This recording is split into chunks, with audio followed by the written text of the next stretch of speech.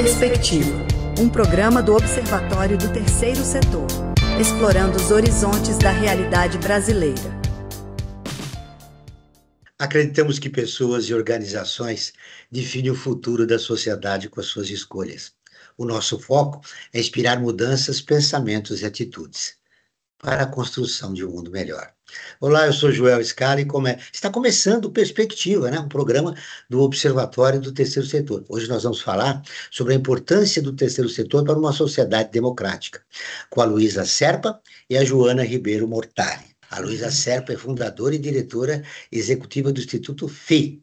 Luísa, há quanto tempo você trabalha no Instituto FI? Já que você é diretora executiva desse trabalho, né?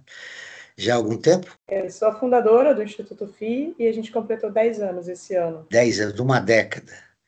Essa década trouxe que experiência no seu trabalho em relação ao terceiro setor? É uma jornada incrivelmente rica, diariamente, com enormes desafios. Acho que um dos desafios diários é entender a cabeça da nossa sociedade brasileira em relação à doação, em relação à redução de desigualdade, em relação a projetos comuns, né, um olhar coletivo. Então, esse é um grande desafio. E os aprendizados é que tem muita gente boa, a maioria faz coisas incríveis com muito pouco apoio, com muito pouco recurso financeiro. Então, cada dia eu conheço alguém mais brilhante do que o outro, atuando nas suas comunidades. Isso realmente inspira e faz com que a gente queira seguir. Descobrir novos personagens importantes. Esse é um dos objetivos do Observatório do Terceiro Setor. Descobrir projetos e personagens que não foram identificados ainda pela sociedade e realizam um trabalho muito importante. A nossa outra convidada é a Joana Ribeiro Mortari, cofundadora do Movimento por uma Cultura de Doação. Tudo bem, Joana? Seja muito bem-vinda ao nosso programa. Obrigada, Joel. Obrigada pelo convite. Antes de começar o programa, você falava que residia no Canadá. Como é que você comanda todo esse movimento direto do Canadá? O movimento, como o nome diz, é um movimento, né? Ele vai se comandando, digamos assim. A gente tem uma gestão bem democrática e horizontal. E é um grupo de pessoas, mas eu acho que, enfim, mais diretamente a sua pergunta, eu fui aprendendo, né? Tem uma diferença de fuso horário, lá é 4 horas mais cedo. Hoje em dia a gente já faz tudo online mesmo. Com a pandemia, eu mudei para lá 2 anos antes da pandemia. Com a pandemia, todo mundo foi para o online, então minha vida, na verdade, ficou mais fácil, nesse sentido profissional. E depois que a gente saiu da pandemia, a gente continuou muito no online, né? Então, a vida nunca mais voltou a ser como era antes. Então, acho que também tem essa mudança do mundo que acabou acolhendo um pouco a decisão da minha família de morar lá durante um tempo. Você acabou de falar que a vida não foi a mesma nossa, né, depois da pandemia. Como foi a vida depois da pandemia do movimento Uma Cultura de Doação? Durante a pandemia, as pessoas ficaram muito sensíveis, despertas à importância do setor social e da doação. No Brasil, particularmente, isso foi um resultado de uma pesquisa que a minha parceira da Filó, Ana Bilioni, e eu fizemos. Os brasileiros se tornaram mais, a gente usou a palavra permeáveis, permeáveis a querer entender qual era o papel da sociedade civil, qual é o papel do terceiro setor e a importância da doação no Brasil.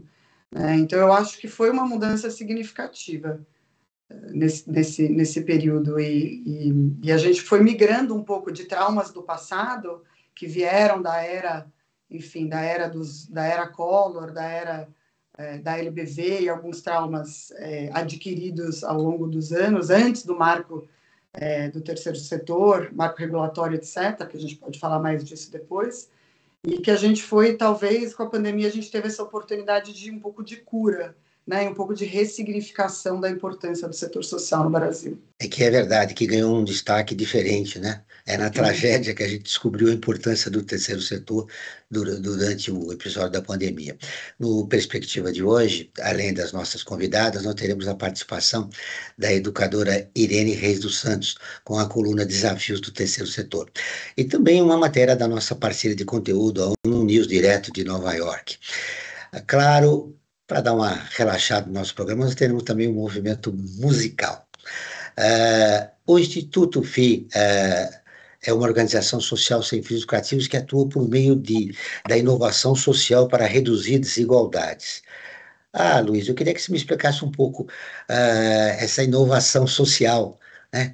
De que maneira, através da inovação social, a gente busca, no caso, o seu instituto, diminuir as desigualdades do país, lembrando que o país, desde 2016, entrou novamente no mapa da fome, pois saiu um pouquinho, e nós estamos agora, uma matéria que a gente vai apresentar da ONU News, falando sobre a perspectiva da saída do Brasil, né, desse mapa da fome. Bom, o aspecto da inovação social na verdade, a gente tenta encontrar novos formatos para atrair mais doadores, né, para fazer com que as pessoas se aproximem da realidade do país. Então, a gente, como método de trabalho do Instituto FIA, a gente busca doadores o tempo inteiro, pessoa física e jurídica, identifica a causa e, a partir dessa causa, a gente apresenta projetos que eles vão fazer essa escolha de para onde doar. E aí a gente monta um planejamento da doação e acompanha, para que, de fato, não seja uma doação sem importância, né, ou irrelevante, e que cada um se comprometa com essa mudança que espera para a sociedade em que faz parte. Então, o que a gente busca é que a pessoa se sinta parte do problema e parte da solução, né? Se envolva verdadeiramente com aquilo e não seja alguma coisa que eu faço por aqui e não penso mais no assunto. Então, a gente tenta trazer uma educação para esse processo, né, com os relatórios, com acompanhamento da realidade do projeto que ele está apoiando, e aí nas mais variadas causas, porque a gente acha que primeiro que a gente tem necessidade em todas as áreas, né, do país, e a gente acha que isso conecta melhor com cada um. Então, o que a gente busca fazer é um processo muito personalizado, assim, para que a pessoa se sinta realmente compreendida, né, não se sinta julgada, e sim alguém que não conheceu, ou não se aproximou, ou não teve disponibilidade para atuar e agora quer aprender, e aí a gente faz com que esse aprendizado ele de fato aconteça de uma forma mais profunda, né? Não seja tão superficial, para que ele se torne um assunto da hora do jantar, um assunto na festa de família, e que as próximas gerações elas já venham com esse pensamento muito mais natural, né? Que não tenha que trazer isso para eles de uma forma didática, teórica, que isso faça. Transformar a doação, né, numa rotina da própria vida, né? Fazer isso como se fosse... Exato. Como as pessoas vão a um jogo de futebol ou vão a um show, né? Ao longo do programa eu quero ouvir vocês duas a respeito dessa construção, dessa nova cultura, né? Que você, no seu caso, do seu instituto, tem o objetivo, né, de trazer para as pessoas, para os brasileiros, de uma maneira geral. Joana, o Movimento por uma Cultura de Doação é uma rede aberta e democrática formada por pessoas e organizações que se articulam voluntariamente com a finalidade de criar uma cultura de doação no país. Eu gostaria de ouvir você a respeito do voluntariado, esse voluntariado para a criação dessa cultura. Como é que tem sido essa construção, né, desse trabalho que você já vem realizando?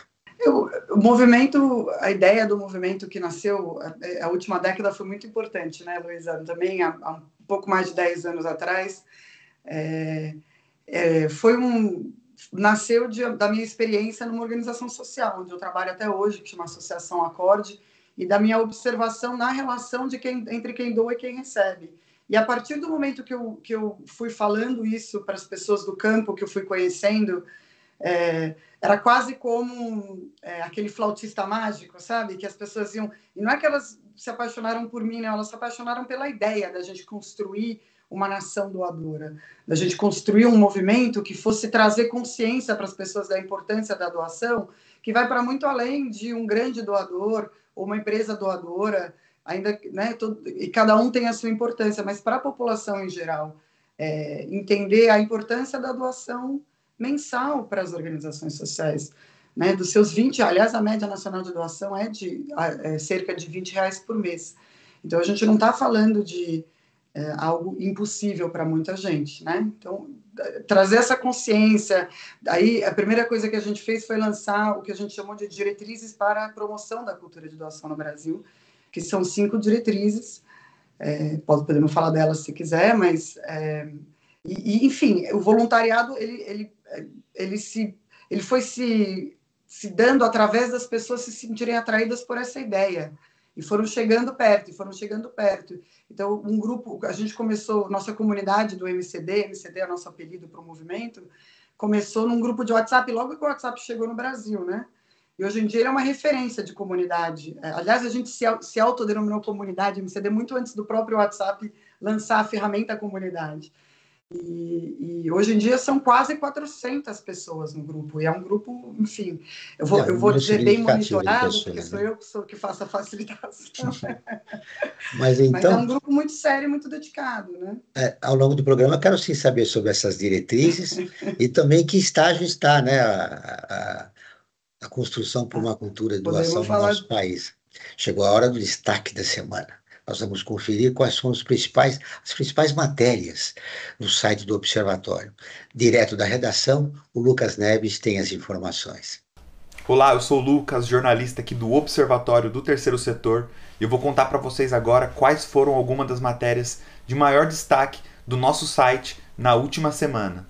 Consumidores brasileiros priorizam empresas socialmente responsáveis na hora de comprar. Liga Solidária lança cartilha para a formação de redes comunitárias. Mês do Voluntariado celebra e estimula práticas de solidariedade. Atados realiza campanha nacional do Mês do Voluntariado.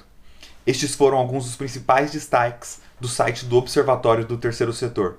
Você pode conferir essas matérias e outras acessando observatório3setor.org.br. O 3 é sempre em numeral. Uma ótima semana e até a próxima. Valeu, esse foi o Lucas Neves, direto da redação do Observatório do Terceiro Setor. Agora vamos direto para Nova York, com a matéria da Rádio ONU, que é a parceira de conteúdo do Observatório do Terceiro Setor. A Mpox, a varíola, é uma emergência de saúde pública de preocupação internacional. A Ana Paula Loureiro tem as informações. Notícias do mundo com a ONU News. A varíola M, conhecida como Mpox, é uma emergência de saúde pública de preocupação internacional. A decisão foi tomada pelo diretor-geral da Organização Mundial da Saúde na sequência de uma reunião do Comitê de Emergência de Regulamento Sanitário Internacional realizada em Genebra. The Emergency Committee met and advised me that, in its view, o chefe da OMS, Tedros Ghebreyesus, destacou que o Comitê de Emergência se reuniu e informou que, em sua visão, a situação constitui uma emergência de saúde pública de interesse internacional e aceitou o parecer. De forma unânime, todos os 15 membros do comitê aconselharam que se declarasse esta ameaça e que será necessária uma resposta coordenada tanto no continente africano como em outras partes do mundo. A OMS disse que a Mpox se espalhou pela República Democrática do Congo, onde o vírus, antes chamado de varíola dos macacos, foi descoberto pela primeira vez em humanos em 1970, antes de se espalhar para outros países.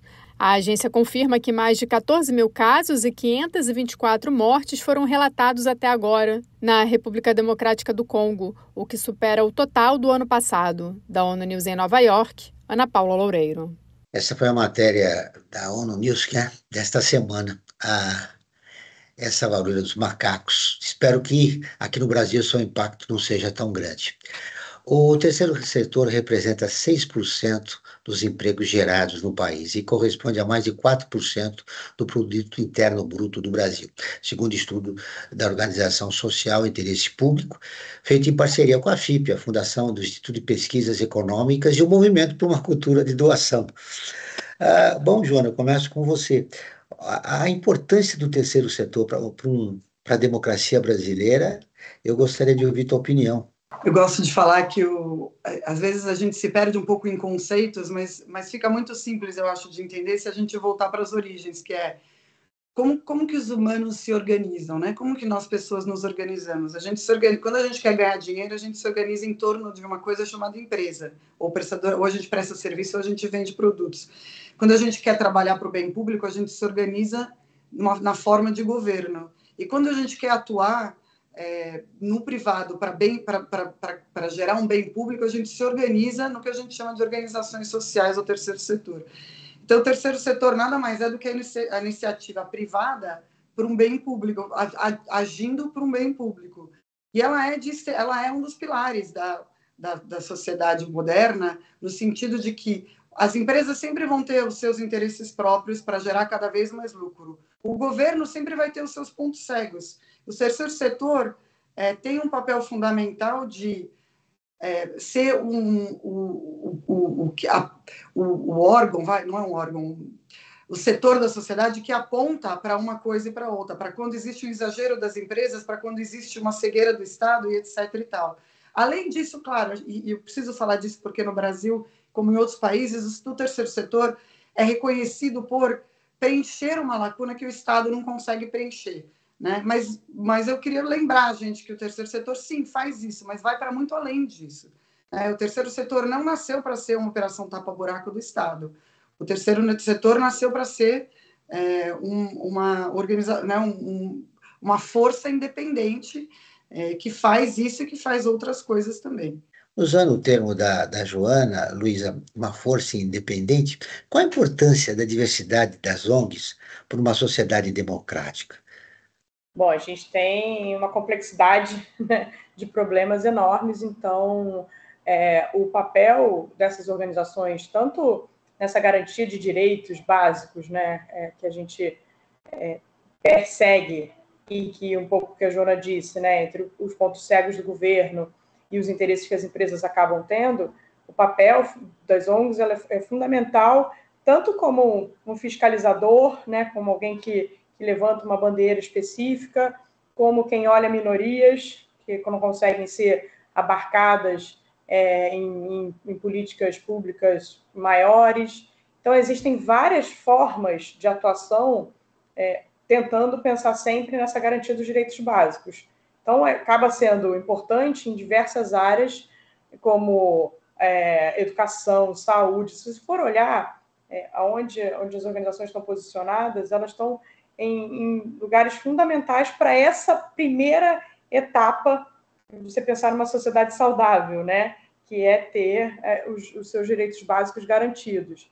Então, é fundamental para uma sociedade democrática que a gente tenha esse pilar e que esse pilar seja fortalecido, que ele tenha, de fato, relevância até nas conversas e na ampliação da identificação de problemas e de soluções, porque também é um lugar onde as soluções aparecem, né? É um grande laboratório de acertos e erros sobre como reduzir essa desigualdade, né? Como diminuir a pobreza em determinadas regiões. Então, se a gente consegue fazer isso de forma organizada, sistematizada, né? E ampliar isso com um holofote e fazer essas parcerias, né? Para não ter nenhuma dessas áreas trabalhando isoladamente, aí sim a gente consegue avançar como uma sociedade democrática. Bom, nós vamos agora para a coluna dos desafios do terceiro setor. Hoje, com a participação da educadora Irene Reis dos Santos, fundadora do grupo Reinventando a Educação. Ela fala sobre o papel das ONGs na preservação da democracia. Olá, Irene. Desafios do terceiro setor.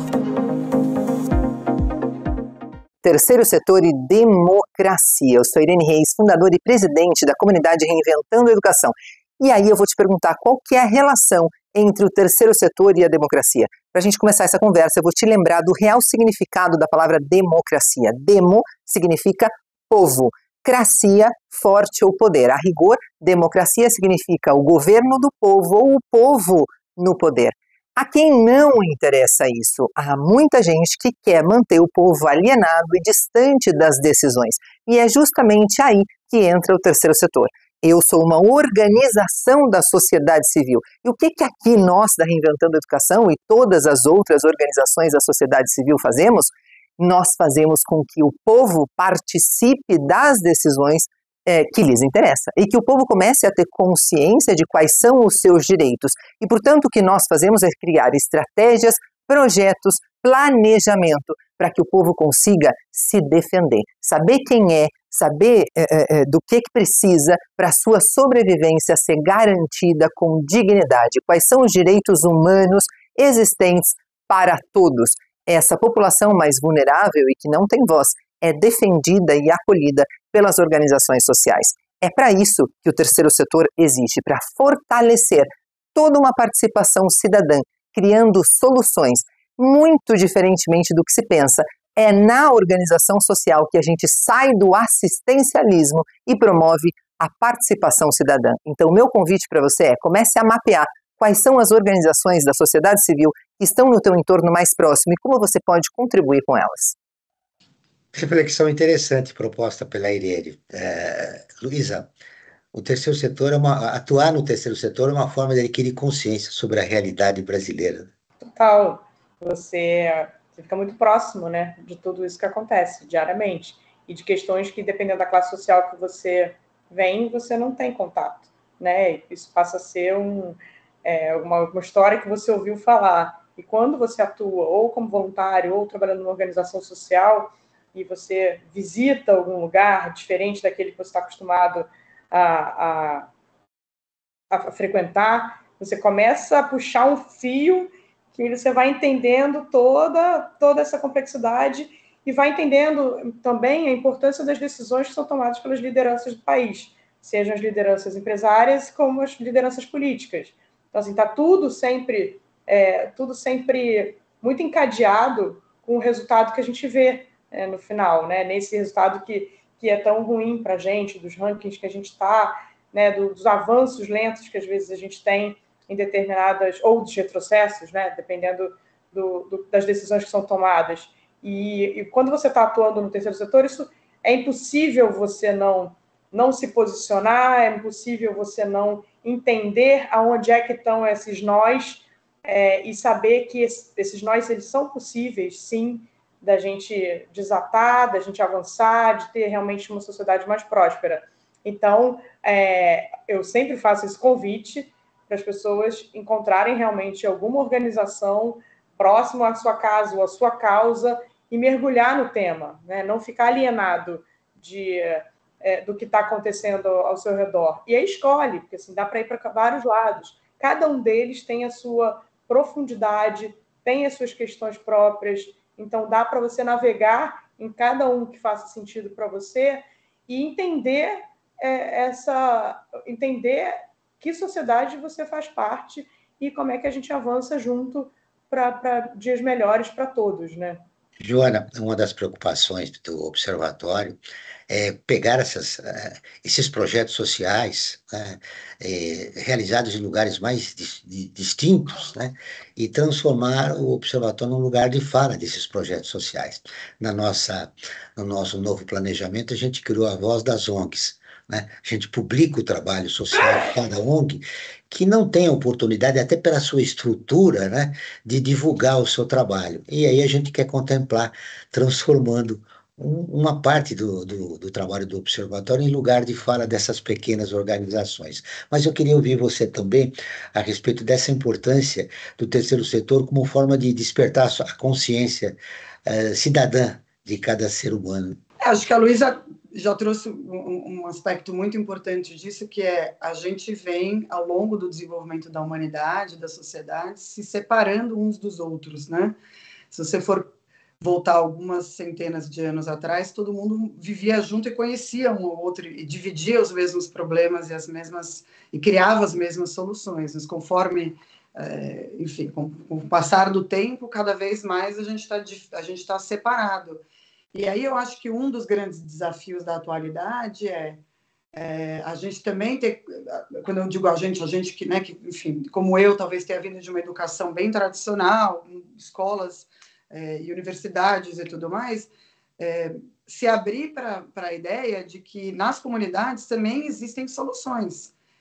As pessoas e as organizações e as pessoas, elas têm uma base de conhecimento sobre seus próprios problemas que a gente, olhando das cidades ou dos prédios ou dos escritórios das organizações filantrópicas, muitas vezes não temos.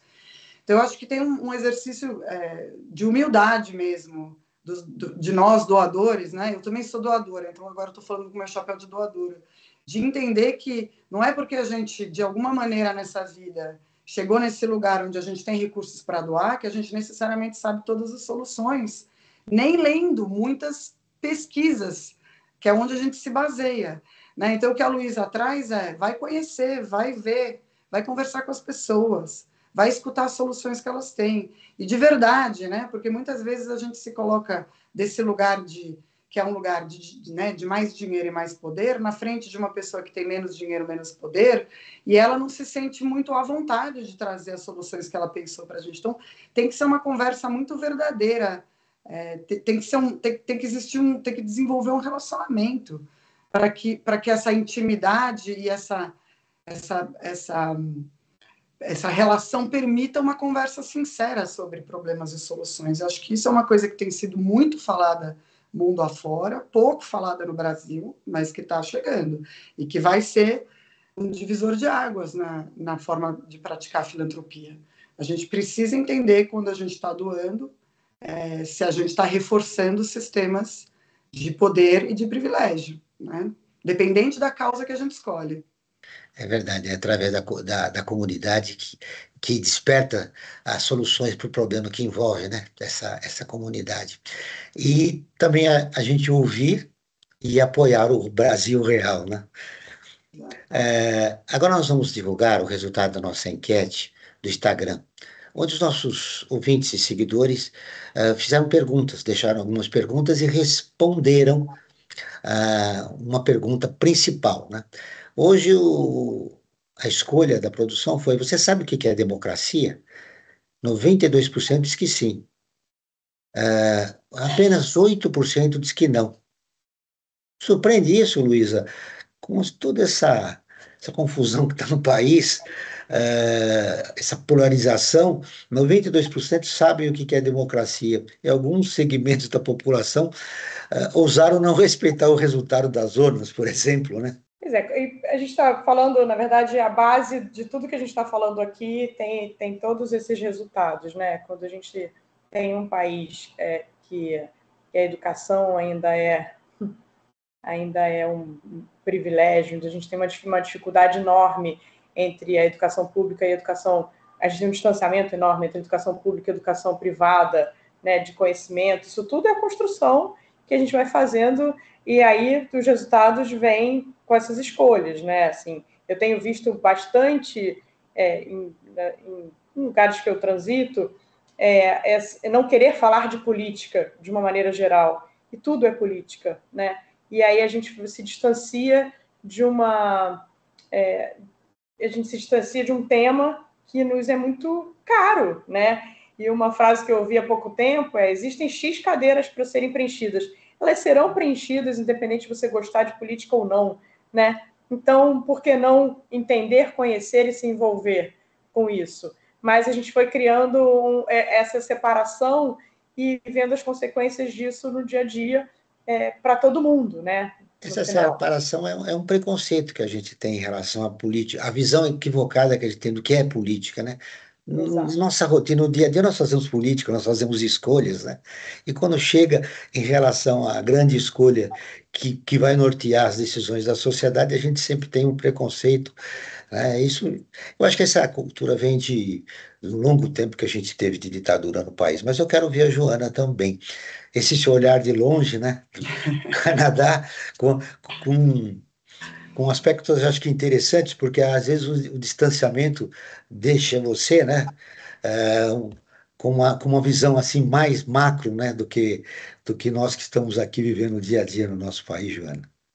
Seu comentário me puxa esse gancho, que foi a primeira coisa que me veio quando você fez a pergunta para a Luísa, que foi eu estou observando as conversas do processo eleitoral americano, né? E recentemente eu li uma reportagem onde a extrema-direita já diz que se o Trump não ganhar, eles vão não vai ter transmissão de posse, né, no governo. Quer dizer, tem um extremismo muito grande que de novo está crescendo lá e que se repete, né, da mesma forma que se verdade. repetiu. E uma distorção do que é democracia, né? Se eu não ganhar, não vale. Não sei se eu acredito muito que tanta gente sabe o que é democracia. Acho que às vezes as pessoas dizem que sim para não passar vergonha de dizer que não também.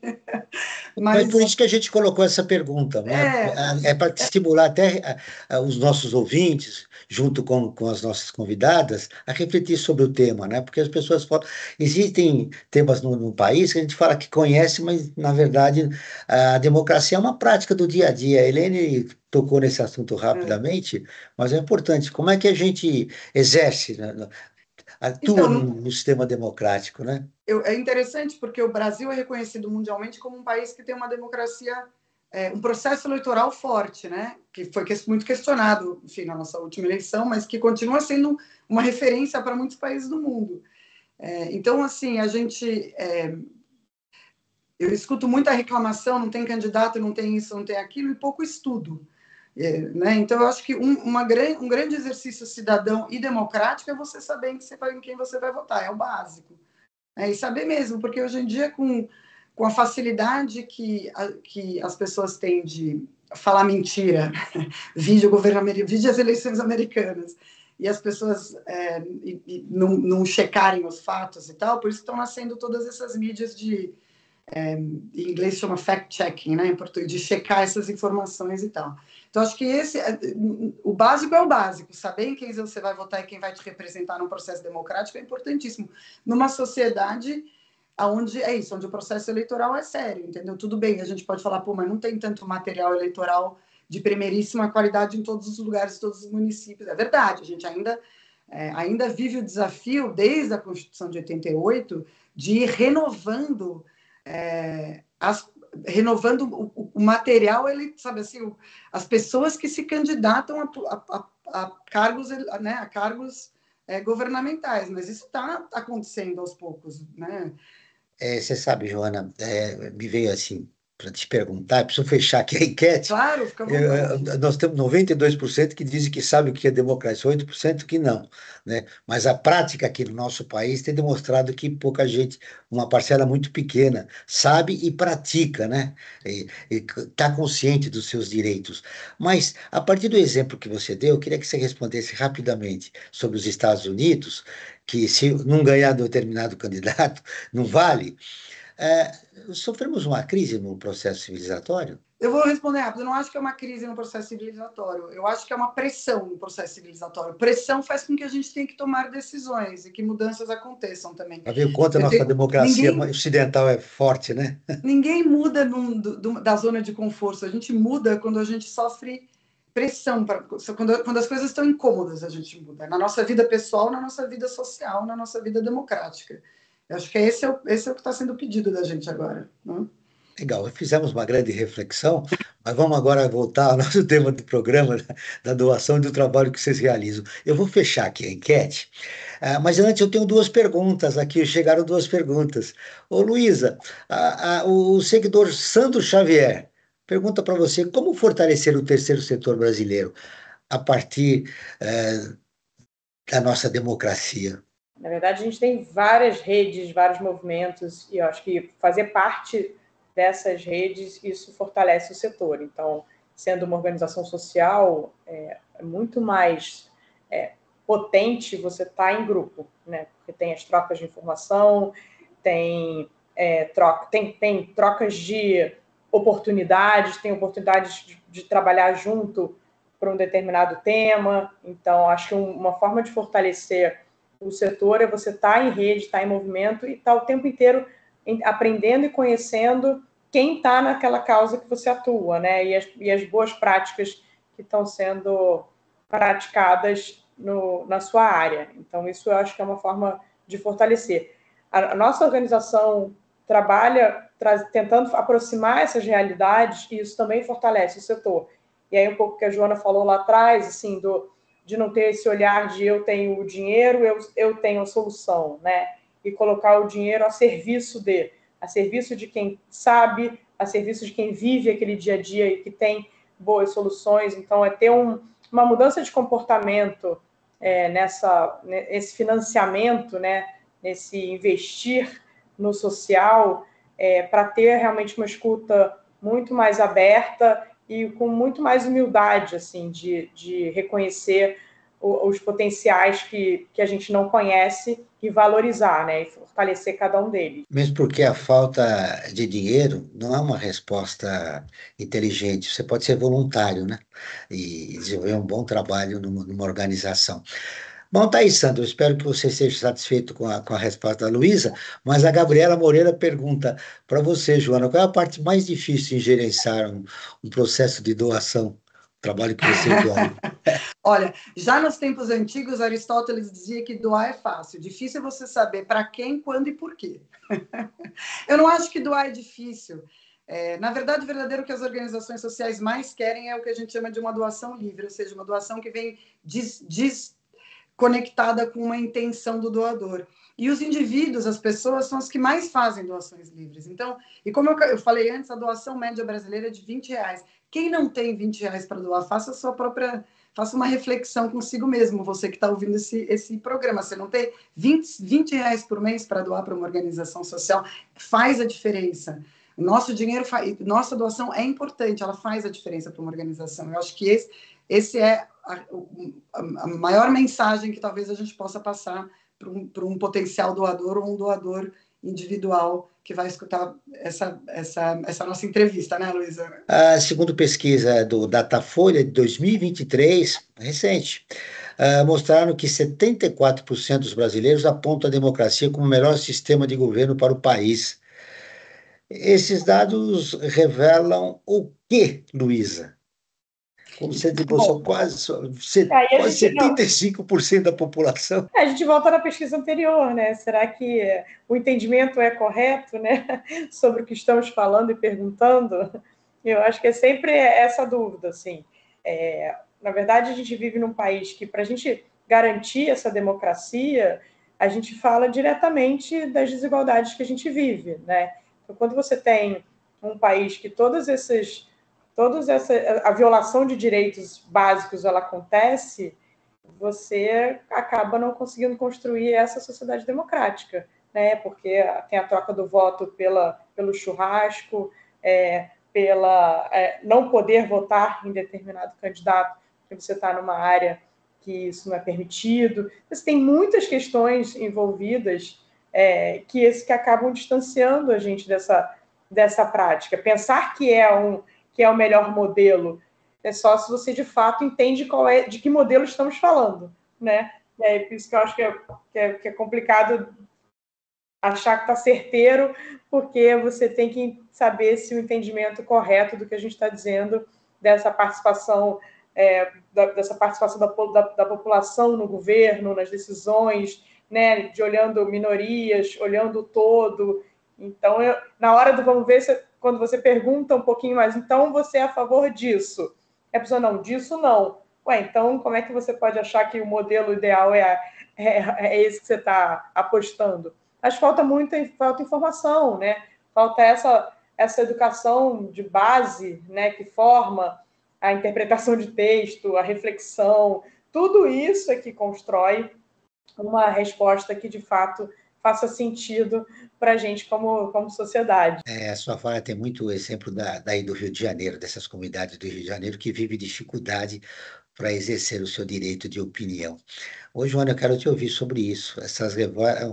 Alguma coisa que você não respondeu lá na enquete, que hoje você quer incorporar agora, a respeito desse dado do Datafolha, quase 75% da população brasileira aponta a democracia como o melhor sistema de governo do país? Democracia é o melhor sistema de governo. Ele é ruim, mas ele é melhor que qualquer outro sistema de governo. Eu acho que toda democracia em todos os lugares tem seus desafios, né? E parte do processo de desenvolvimento da humanidade é a gente ir tornando a democracia cada vez melhor. Mas não tem outro. Enfim. É um sistema tão interessante que permite que o candidato vitorioso questione, né? Ele foi eleito democraticamente, mas depois ele quer questionar e mudar o sistema para permanecer no poder. Permitir não permite, né? Quais são os principais desafios enfrentados pelas ONGs ao atuarem em ambientes polarizados como o nosso, Luísa? Na verdade, assim, não ter o seu trabalho reconhecido, muitas vezes, né? A importância do trabalho, preconceito, perseguição, isso acontece muito. Quando tem essa intolerância generalizada, né? Se não pensa como eu penso, não serve, é pior, é menor, tem que ser descartado, tem que ser eliminado. Né? A gente vai para um comportamento que prejudica muito quem está olhando para as minorias que muitas vezes geram incômodo, né? De que você não quer pensar naquela questão, por exemplo. Então, as organizações que trabalham questões que são da atualidade, né? Elas sofrem muito preconceito e perdem financiamento quando a gente vai para essa briga de opostos, né? Então, todo mundo perde. A sociedade, a gente não evolui como sociedade, a gente fica tentando encontrar um modelo único, né, de vida, né, de família, de organização realmente comunitária, e a gente tem infinitas possibilidades. Então, não aceitar isso, né, não reconhecer isso e querer que isso se transforme em outra coisa, isso acaba criando mais raiva, mais ódio, e a gente não consegue construir nada positivo quando a gente tem essa polaridade. Então, as organizações acabam sofrendo, sim, muito quando o discurso fica muito para um lado ou muito para o outro, e aí o outro lado também, e a gente tem visto bastante que quando você está falando de conversas, de discursos muito opostos, eles são muito semelhantes com temas diferentes, mas a forma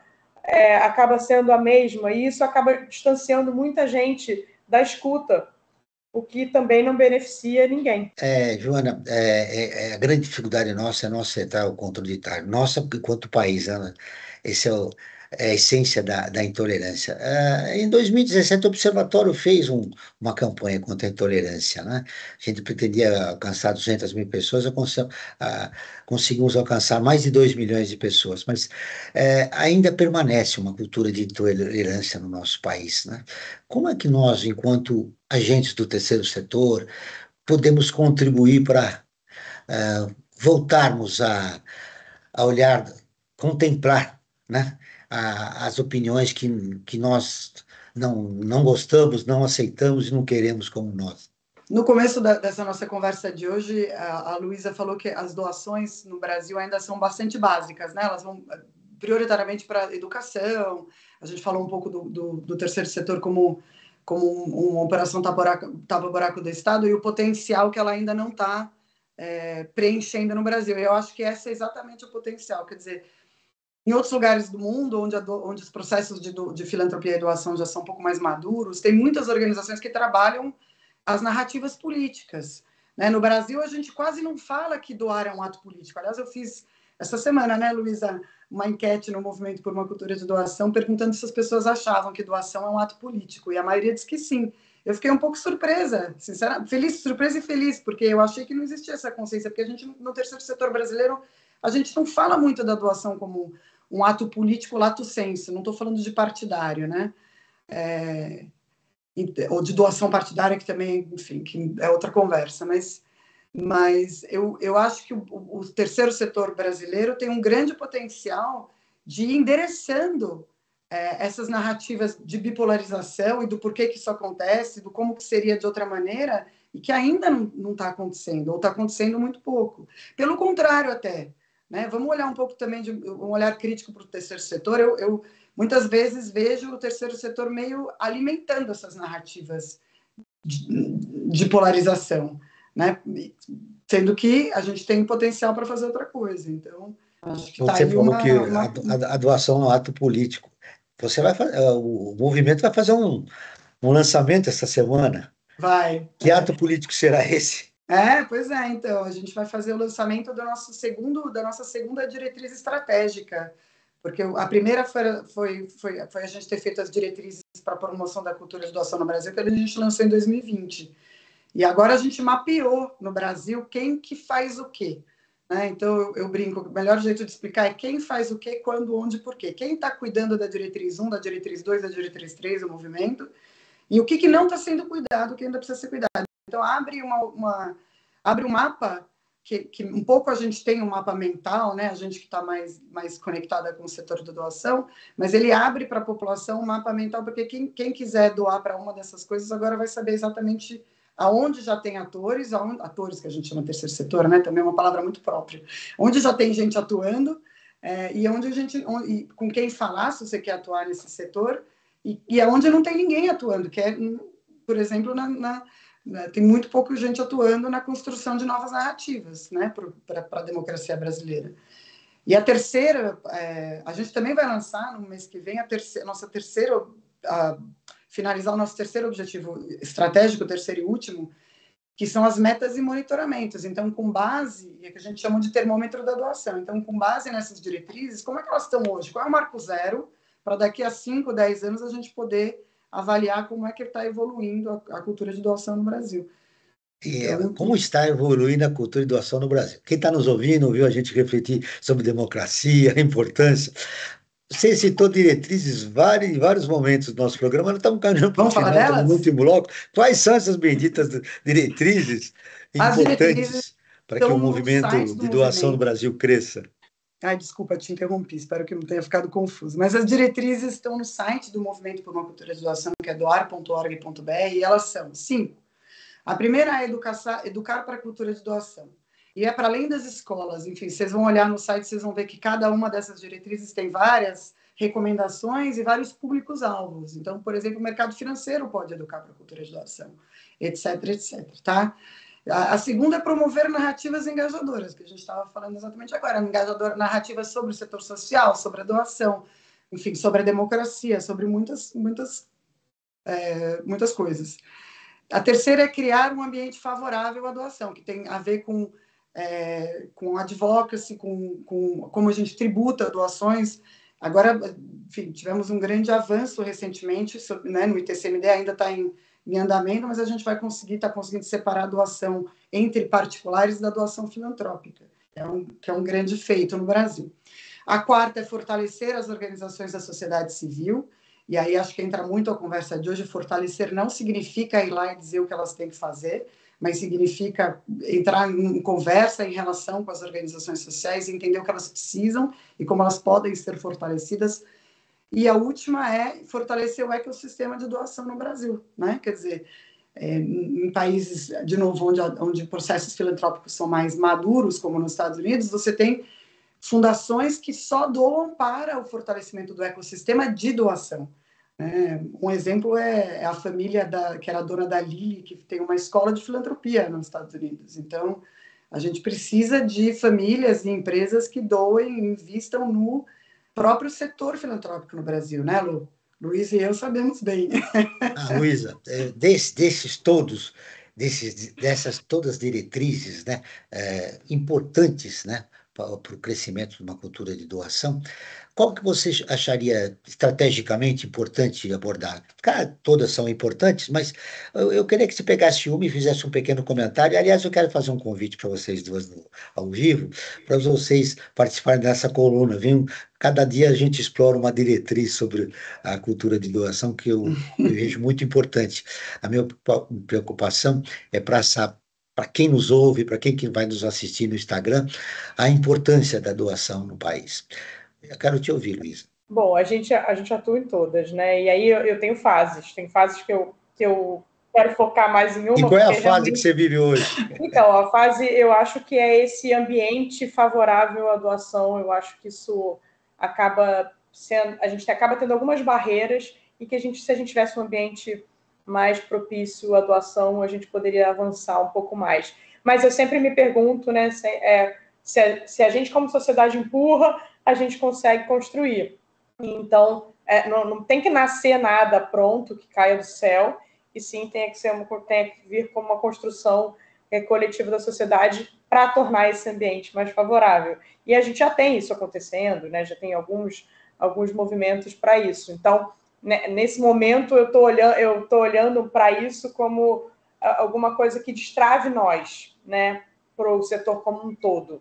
Então, mas, assim, a gente atua, de fato, em todas elas, porque o nosso trabalho aqui, ele é exatamente ele existe porque a gente acredita nesse poder, nessa força que a doação tem para mover um país, né? Então, cada uma dessas diretrizes consegue fortalecer e orientar com que você encontre a sua forma de atuar. Nessas mais duas perguntas para vocês duas, antes de a gente fechar o programa. Luísa, eu queria que você fechasse o tema do nosso programa, fazendo um breve relato do que mais importante você gostaria de deixar registrado aqui. Na verdade, eu acho que o mais importante é que cada um se envolva com alguma coisa. Porque eu acho que às vezes a gente terceiriza soluções, a gente acha que amanhã vai ser diferente, mas o hoje a gente não muda nenhum hábito, né? Então, dificilmente o amanhã vai ser diferente com as mesmas atitudes. Então, assim, a minha reflexão sempre, quase sempre todas as palestras, todas as conversas, eu sempre tento sensibilizar que cada um encontre a sua forma de atuar no mundo, né, para reduzir desigualdade. Todo mundo tem alguma coisa para contribuir, alguma maneira de fazer diferença. E não se tornar o teórico sentado no sofá criticando, né? Assim, hoje uma pessoa avançou o sinal e eu olhei para ele e a minha vontade era bater no vidro e falei, depois você reclama do país, entendeu? São pequenas atitudes no nosso dia a dia, né? Desse olhar para o outro, desse olhar de vida em comunidade, que transformam a gente nisso ou naquilo, né? Então, se você se aproxima, toma de fato a responsabilidade de fazer parte da mudança para a melhoria do país, as coisas acontecem. Agora, não dá para um grupo ficar com essa responsabilidade enquanto o outro puxa para trás, né? Você reclama, puxa para trás ou critica e não contribui em nada. Então, sempre a minha reflexão no final das minhas falas é para tocar a pessoa que está ouvindo, que ela encontre a maneira dela de atuar. Não precisa ter grandes ações, pequenas ações. Se ela encontrar uma forma pequena de atuar no dia a dia dela, muda para ela e muda para todo mundo. A gente conversou sobre um sistema importante da democracia brasileira, tocamos em alguns aspectos aí das dificuldades da polarização do país. Eu queria que você inserisse o movimento que você é responsável, o movimento de cultura e de doação, e desse um destaque final para quem está nos ouvindo. O que mais importante você gostaria de deixar registrado? Olha, teve duas importantes convidadas no programa Perspectiva e elas falaram sobre vários assuntos, mas um me pegou. Quando você, por exemplo, pegou o entrevistador aí, quando você falou que doar é um ato político, mas o seu registro final, o que você gostaria de contar para os nossos ouvintes a respeito do trabalho que você realiza direto do Canadá? O Canadá está com muito destaque, né? Eu acho que o trabalho que a gente faz no movimento é um trabalho de conscientização, né? Enfim, a palavra pode ser complexa, mas no fundo ela não é. É a gente entender que a Luísa falou, que o nosso papel é importante tanto nas nossas ações diárias, e é difícil, é difícil, sem dúvida nenhuma é difícil, mas não significa que não seja importante, né? O Cortella falava isso. E é importante a gente se envolver, e é importante a gente doar. O financiamento da sociedade civil de maneira independente e constante é extremamente importante para a democracia brasileira. E eu pessoalmente acredito muito, e comecei o movimento por uma cultura de doação por causa disso. Eu acredito no financiamento individual da sociedade brasileira. Eu acho importante a doação das empresas, acho que doação é diferente de direcionamento de imposto, e as duas coisas são importantes. Também é uma conversa para a gente ter um dia. Mas eu acredito muito no potencial do indivíduo brasileiro, quando ele começa a entender que os R$20 que eles têm para doar por mês, ele ou ela, é importante. Quando ele começa a, como diz a Luísa, entender que perto dele, ou até não muito perto, porque as organizações sociais estão nos lugares mais periféricos, tem uma organização que vai se beneficiar muito do seu conhecimento de financeiro, computação. As organizações sociais têm um desafio muito grande, por exemplo, de ter bons conselhos, porque os conselhos não são remunerados, né, no setor social. É um grande desafio. Então, tem um mar de oportunidades para o cidadão comum, como nós, nos envolvermos no setor social brasileiro. E todos eles são importantes. O Perspectiva está terminando, mas voltaremos na próxima semana. Eu agradeço a participação de Luísa Serpa, fundadora e diretora executiva do Instituto FI. A Joana Ribeiro Mortari, cofundadora do Movimento por uma Cultura de Doação. O Perspectiva é um programa do Observatório do Terceiro Setor. Na próxima quinta-feira, às 16 horas, acompanhe o nosso programa Brasil ODS. Na pauta do programa, Fome e Agricultura Sustentável. Ficamos por aqui, sempre na luta por uma sociedade mais justa, solidária, sustentável e tolerante. Até o próximo programa. Perspectiva, um programa do Observatório do Terceiro Setor, explorando os horizontes da realidade brasileira.